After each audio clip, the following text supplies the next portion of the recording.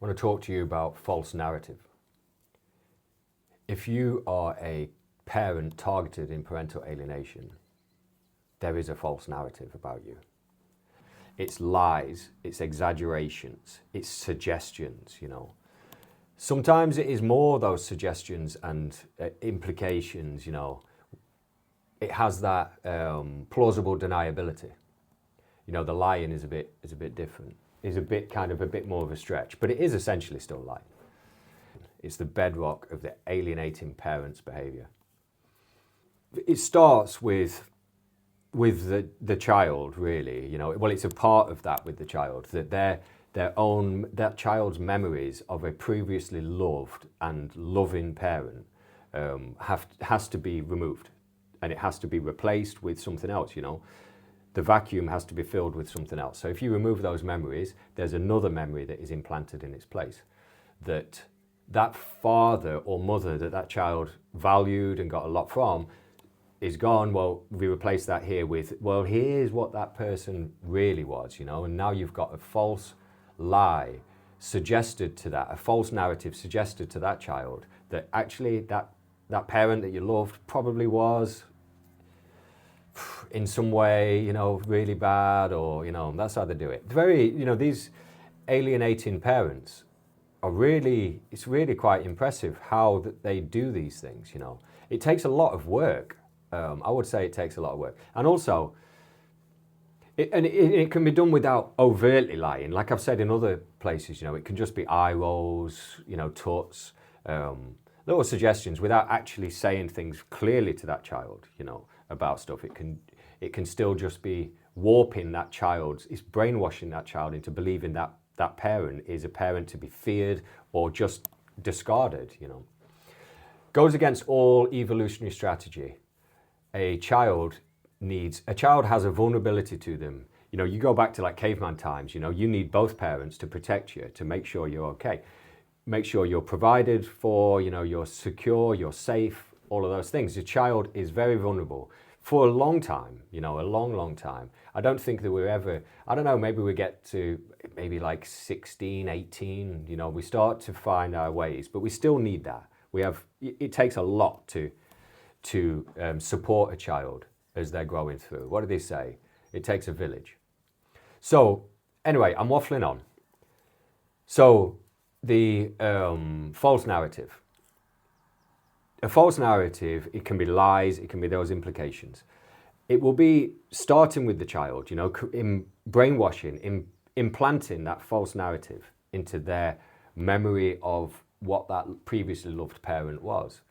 It will extend out. Friends and family, school staff, maybe social workers are involved. It will go to social workers. All of these, professionals, children and families professionals. So all of these things, that alienating parent, here's the dodgy bit. The alienating parent will tailor the story, the false narrative, will tailor it according to the audience. So if they're speaking to a school staff, or if they're speaking to friends, it's going to be a different approach, and there will be a slightly different story.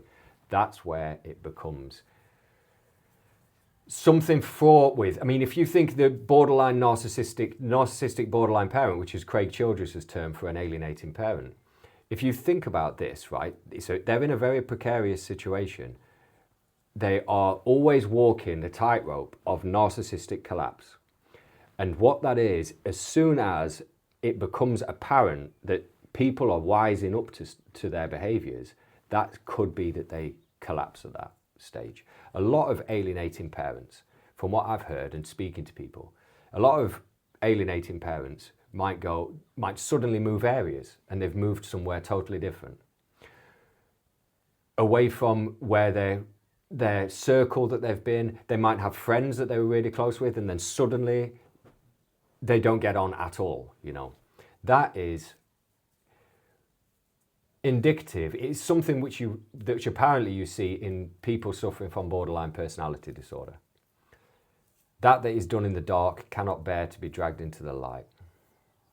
So that's a really quick, and I've just rattled it all out. I'm aware that I haven't got much time to record a video today, so I just wanted to get it out there, something, because it's Sunday tomorrow.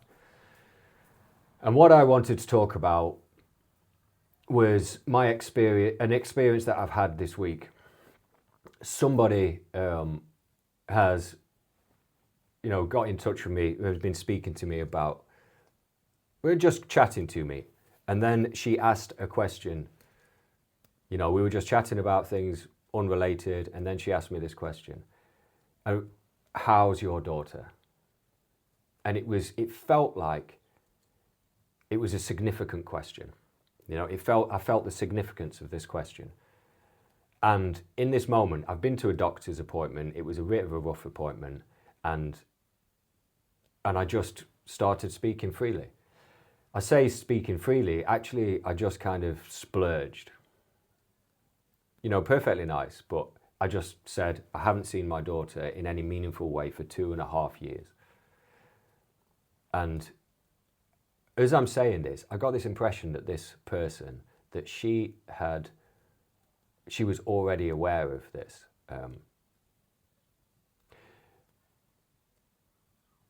I have to be very careful how I'm going to say this, but she said that she's heard from, that my ex is saying bad things about me, which brings me to this false narrative. At that point, like my stomach dropped, really. What bad things is this, But I didn't ask. She volunteered and she says that you just can't be bothered with your kids, which is completely, it's nonsense, and I can prove it all. I've got absolutely piles of stuff where I'm looking to do this. I've always been keen to play a part in my children's lives. But this fits, this fits the narrative, the false narrative that we've got. That's the one that it seems to be that I'm getting, at least with this woman here. She is, I don't want to say, I would say that she is part of the flying monkeys, really, my ex's flying monkeys. So it would appear at this stage that my ex has at least one flying monkey who's maybe a little bit more clued up to what she's doing.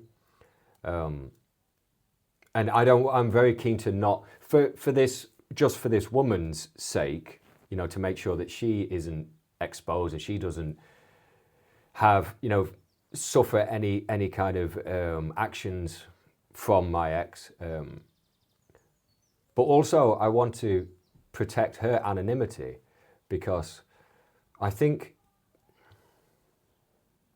journalists would say you've got to look after your sources.